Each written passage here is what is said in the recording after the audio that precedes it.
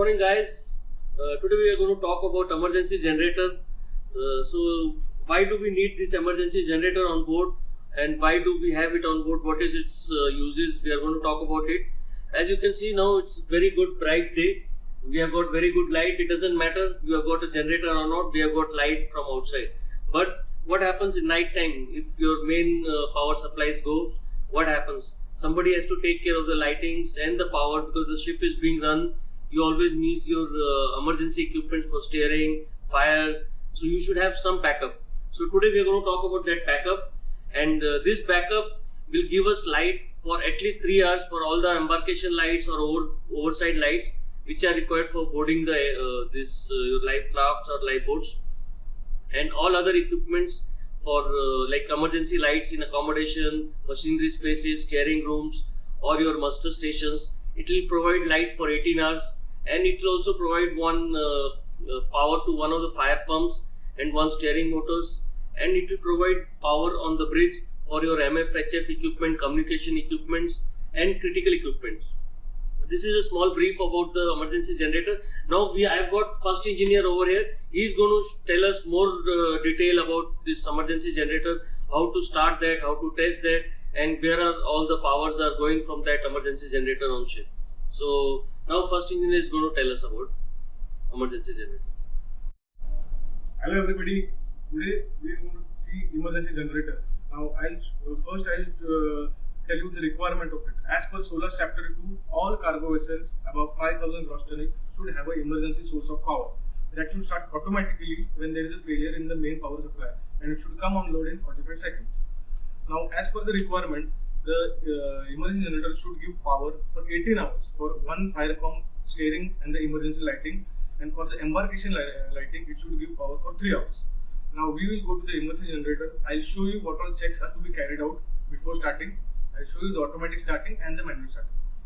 And once there is a blackout, how much time it should come on load? There is a requirement that it should come on load within 45 seconds when there is a failure of the power. Okay. And what about like main supply starting and the secondary means of starting? Yeah, there should be two means of starting. The first means of starting should be able to give at least 3 starts to the generator, and the second one should also give 3 starts within 30 minutes. Okay, so the first means of starting should give 3 starts. That is instant. But if that doesn't work, then if you want to start the second means, then the second one should be able to give 3 starts but in 30 minutes. So you have got more time for that. Yeah. Okay. So let's see now. Let's go down. Let's all of us go down and let's start the generator and see what's there down. So guys, now we will go to the emergency generator room. Before entering the emergency generator room, I'll tell you about the requirement of the location. This emergency generator should be in a place outside the main machinery spaces. So if there, in case of any emergencies in the main machinery spaces, we should be able to go there and start the generator. So now we will go to the emergency generator and we will see all the checks that we check before starting it.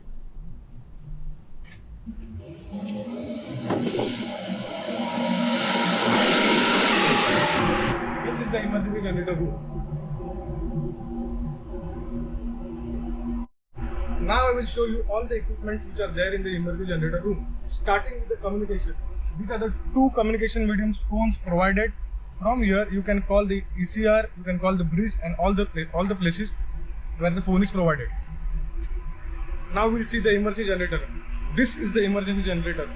As discussed, this is always in auto. You can see here the auto light is LED is on, so it is always in auto as per the requirement. Now you see the emergency generator over here. This is the cooling water level provided over here. This is the starting motor provided. And you can see for starting, we have a batteries over here.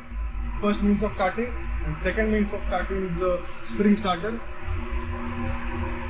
Here is the fuel oil tank. Now as per SOLAS, it should have fuel. It should supply power for at least 18 hours. So here you can see the level is given. You require 0.7. We have the fuel oil, diesel oil in this tank over here. These are the feeder panels for 440 volt and 220 volt. They supply all feeder panels to 440 over here and 220 volts over here. For this 220 volts, you have a transformer over here which converts from 440 to 220. Here you can see the sump level, the lube oil provided for the lubrication of the generator. We are now inside emergency generator room. Now what happens if there is a fire in emergency generator room or there is something, so what will we do?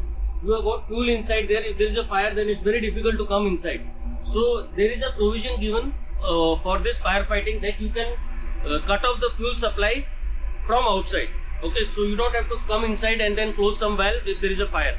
So my friend is going to show us now how can we cut off the fuel supply. So can you show us now? Yes, this is our closing valve and wire attached to our outside with lever. I'm gonna show you the lever, how to pull the lever. So can you show us the lever also, how you are going to operate that? Now I am going to activate the closing valve from here.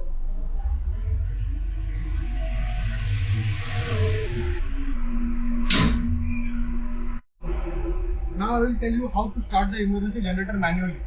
So before starting, I'll show you what the checks that we carry out weekly.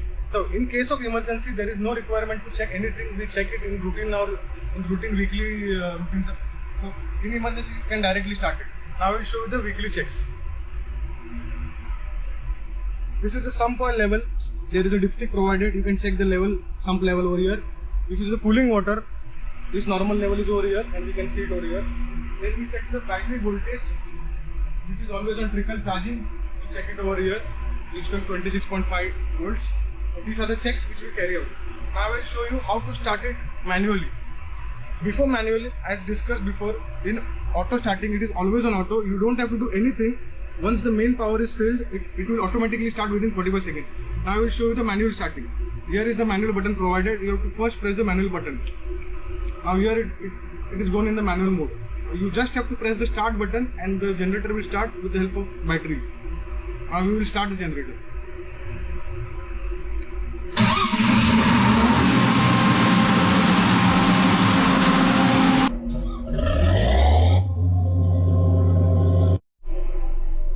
We already seen how to start the generator by using battery. Now there is a second means of starting. I'll show you that. That is a spring starter. It is provided for starting with the battery source fix. Now here there is a lever. This is manual cranking method. Here we have to just crank it by using this lever. You have to give the spring tension, and once it goes in the red light, you just press this knob and it will start. So this is the secondary means of starting, spring starter. We have seen how the generator is started by two methods.